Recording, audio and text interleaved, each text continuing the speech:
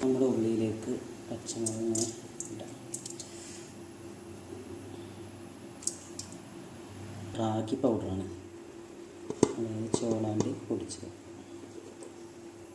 നമ്മൾ ഒരു ഗ്യാപ്പ് സുറുക്കയാണ് ഒഴിക്കുന്നത്.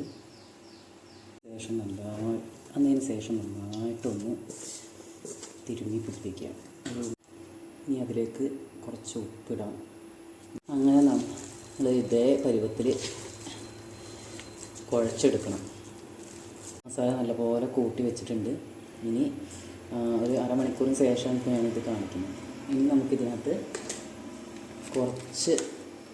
കുറച്ചധികം കുരുമുളക് പൊടി ഇടണം. ഞാനിപ്പോൾ എൻ്റെ അടുത്ത് കുറച്ചുള്ളൂ ഉള്ളതിടാം.